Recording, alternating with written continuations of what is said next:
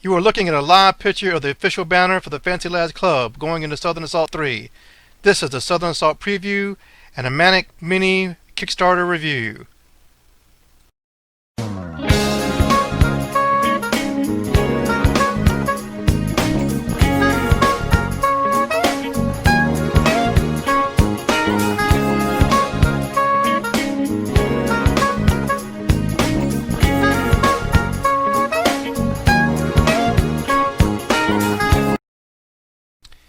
Hey guys, this is the Southern Assault 3 preview. I'll be talking a little bit about my goals, a little bit about my tactics and my army, and a little bit about the scenarios for Southern Assault 3. I'll also be talking a little bit about the Mantic Kickstarter miniatures that I received, mainly the ones that I'll be using in my Orcs and Goblins. I'll start off with first like a kind of sad and a funny story about how I thought for several days that Mantic didn't send me any of my freebies along with the box that they sent me. As I was unpacking it, you'll notice that it wasn't really deep enough for all the miniatures that I thought I was supposed to be getting. So I shook the box, and then I realized there was more stuff under it. I cut the tape around it, and lo and behold, there was another box taped directly under it. So what Mantic had basically done was tape two boxes on top of each other, and most of my stuff is going to be in the second box. And so when I opened the second box, here's all the other free stuff that I thought was missing. I thought Mantic hadn't sent me. So after several days of worrying, all the stuff was right there. You also notice these bases they give you for the big models, they're a little bit too thin, so I use different ones instead. So first things first, of course I wanted to get my hands on the trolls because I really love them. I know a lot of people don't really like these Mantic trolls, but I like the whole Hulk smash look they have to them. So I put together three of those and also one werewolf so I could try to compare them with some GW models. And as you see here, this werewolf is really not much bigger than a Savage Orc Big One or the regular Savage Orc. Basically, to have it on a 40mm base there, they have like the legs spread apart, so they really can't fit on a 25mm base, but it's not really, I don't think it's bulky enough to really be considered a monster infantry. I know a lot of people wanted to use these for crypt horror replacements, and I guess they can still work. I guess some people would still be okay with that. But I mean, to me, I don't really think these werewolves are worth 3 for 25. And I mean, I got them buy one get one free, 6 for 25, and I still don't really think they're exactly worth that much money. But I mean, if you're going to use them for crypt horrors, then they're obviously a lot cheaper than buying crypt horrors. As for the trolls, if you'll look at this troll here, next to a 4th edition metal troll from GW, it's actually just a little bit bigger than that GW troll, but it's smaller than the newer late 7th edition plastic trolls. But in all, I think they do work really well with the mixing in with the GW trolls or replacing GW trolls. I think they're a very good size, and I don't see any problem using them as trolls at all. And next we have the Mantic Fleabag Riders. These are for Warhammer Breed primarily used to replace the Wolf Riders. I really like these models. I actually think that they're better than the Wolf Riders for GW. These are the 10 that came free. They were supposed to be 5, but they wound up giving us 10 of these and 10 of the Dwarf Brock Riders, which are actually like Badgers.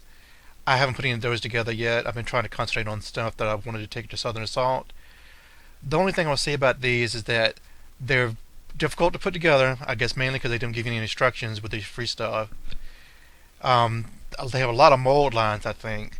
I had to clean them 3 times, and I still don't think I got them all there. I think there's still some mold lines on the underside of them. And there will, if you buy 10 of them full price, there will be $5 more than Wolf Riders.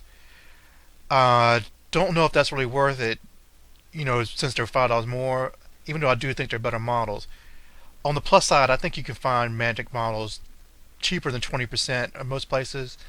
So, I mean, at that point, they'll get comparable, and at that point, I would recommend buying these. And, maybe anyway, because they are cheaper, and if you're buying a big Mantic army of goblins, they're going to work out to being cheaper than GWO goblins anyway, so this is my 2 cents. I would not recommend buying them at full price, but I do recommend buying them if you can buy them a little bit cheaper. You notice in this picture I haven't put the arms or the tongues into the Fleabag Riders yet. I like to paint those separately or attach them separately. Also, I wanted to paint all 10 of these that I have them for Southern Assault, but I was only able to get 5 of them painted, so I'm going to have 5 Wolf Riders and 5 of these as Wolf Riders, instead of having all 10 of them. And here's one of the golems. I really love this model. I think this is like everything that I was hoping the werewolf would be. Just so many things I think you can use these for. I could see people using these in chaos dwarf armies to replace the, I think those fire could die. I could see people using these as cryptars, even though this is on a 50 millimeter base. I think you could put it on a 40 millimeter base. Maybe even use it as trolls. I can see you using it as rank fillers for Chaos Warriors or Forsaken. This model is just awesome. I think it's completely worth it. I got these. These are buy one get one free. Even if they come out 3 for 25, that's a great price. And I would recommend these over werewolves or maybe even trolls. I'm doing one more quick edit in here to add one thing about this material that they're using for Mantic. They call it sprueless plastic or restic. I had somebody on Warseer say that it was like PVC plastic. And honestly, to me, it feels like regular plastic, almost 90%. The only things I've noticed different that might compare it to any kind of resin part is like the weapons on the trolls, that big sword, iron sword, it's kind of flimsy. And some of these spears on some of the goblins are just a little bit flimsy, but otherwise, it felt completely like plastic. And one other thing was that I got 15 spears with my Fleabag Riders. 5 of them were bent, 10 of them were perfect. I know there's lots of ways you can supposed to be able to unbend these. I was glad I got 10 that weren't bent, so I didn't have to worry about trying to unbend them.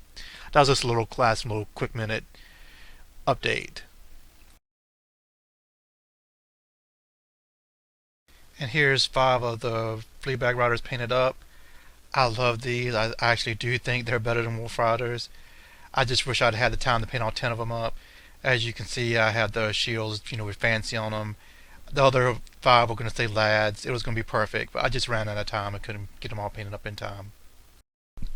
And here's the 2 trolls I painted up. I have 1 green Hulk, 1 red Hulk. I think it's perfect. They're going to be my little troll chariot. I do want to apologize for some of the quality of these picks here. For some reason, the flash kind of went crazy on these last few picks, and they're not as crisp as the first few picks I have. But I still think you can pretty much tell these are trolls. I think are pretty cool. And now let's get into my army list. This army list is not too much different from the ones you saw in my last few battle reports. I made a few different changes. One thing, they made a new update to Swedish comp, which really hit my level 4 Orc Great Shaman quite a bit. So I had to change some things around. I had to change the 7 trolls to 6 trolls, and then have a little unit of 2 trolls. I actually worked out the cheaper comp than what I was doing before, but I was able to get 2 Doom Divers in instead of the Doom Diver Rock Lava. I just had to drop a Spear Checker, so I was 3 Spear Checkers instead of 4 Spear Checkers, and I think that's fine. And so after all that, my comp is like 8.5 rounded up to a 9. I think that's pretty average. I think most of the people who, their comp scores have been shown so far are in that 7 to 12 range. And there's a few outliers up in the 19-20 and a few down at the 1 to 2. But basically everybody's in that, I think, that 7 to 12 range. And before we get into the tactics and scenarios and different goals, here's a few quick pictures of my army. Here's a close-up of the rack and everything. And here's the other side where you see my big unit and some Night Goblins and my Fleabag Riders. And here's just a big overall look at my entire army on the display board. Got my little fort there. And now we'll start looking at the scenarios for Southern Assault. They have kind of mainly book scenarios with a few differences. Starting off with Game 1 is just a regular battle line. And then in Game 2 we start getting some of the differences. It's a meeting engagement, except the general can always be deployed. It never has to be in reserve. And in Game 3, it'll be blood and glory, but it's not winner take all. If you break your opponent first, you'll get 850 points. If you break them second, 300. So it's not completely winning or losing if you lose in the blood and glory. Going into Day 2 and Game 4, start off with Dawn Attack. This will have an objective in the center that's worth 300 VP, and 1 core infantry or monster infantry unit in your army carries a token also worth 300 VP. So total would be 900 VPs worth of objectives on the board. And I think only Monster Infantry or Infantry Corps can carry any of those tokens. And if you break or flee for any reason, you drop your token. And then Game 5 is a battle line. And now I'd like to get a little bit into my magic tactics and defense. I've pretty much felt for orcs, one of their biggest weaknesses is they have really a lack of magic defense. And because of their low initiative, and they really have no magic defense items. So basically, you just have your rulebook stuff that you can pretty much use to try and curb the 6 dice super spells out there. And so to combat this, is there's not a lot you can really do other than using main rulebook stuff. So try to look at the things that in the main rulebook are kind of cheap and really help you. I have one friend who told me about the staff stability and how he thought that would be a perfect item for a level 4 orc to use because it kind of gives you a way out when you get in a jam, like where if you have 4 dispel dice and maybe you want two different spells your opponent's trying to use, you 2 dice one and you come down 1 or 2 short. Well, instead of losing, letting the spell go through and losing your level 4 who can dispel, you have your one use staff stability. It lets you use a dice. Hopefully you'll dispel it and you'll be okay. It's kind of like a catch-all thing there, and it's only 15 points, so it's really cheap. And you have your standard spell scroll, which you almost always have to have, even if the Swedish comp is hurting you with that. And then I have the third thing here is the Obsidian Amulet. It gives you magic resistance too, and that's usually not something you care about, but if I give this to a regular orc big boss, put them in the big uns, not only does it give them magic resistance too, so they'll have the same ward save versus spells that your Savage Orcs with a 5+ ward would have. It also increases the ward save my characters in that unit would have against death magic or any kind of sniping spells. So suddenly my 4+ wards will be 2+ wards if somebody's trying to death snipe me. So I really like that. And so in that case my big ones would have 5+ armor and 6+ ward in combat. 5+ ward versus magic spells that allow wards, which he's just like Savage Orcs would have. And then with the Iron Curse icon, he'll have the 6+ ward against war machines. Now that's not as good as Savage Orcs 5+ ward against everything, but it's pretty decent, and it's a lot less of a comp hit than the shrunken head and a big unit of Savage Orc bigness would be. So basically, that's my thoughts on magic defense. I like the staff. I like the Obsidian Amulet. Neither one of them are comp hits, and it helps curb some of that hit that level 4 orc and the spell scroll will give you. So if we go here and finally we'll have my goals for this tournament. I'm not really expecting to win it. I am hoping for certain things. I'm hoping to win more than I lose. I'm hoping to basically improve my painting score, even though I don't have that here as a goal. I'm trying to gradually improve that as time goes on. I'm hoping to go for best orc, even though I think there's only 2 orcs signed up, so that's going to be a neck and neck competition. And then finally, I'm hoping to vomit on some knights. I have 8 trolls. They've been vomiting on a lot of knights and a lot of vampires lately. Vomit on a few more knights. That'll be a good goal.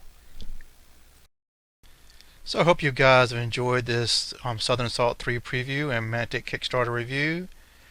I hope I do well. I hope I have some good reports to put up in next week. And I hope I'll see y'all later. Feel free to subscribe or like. And guys, take it easy.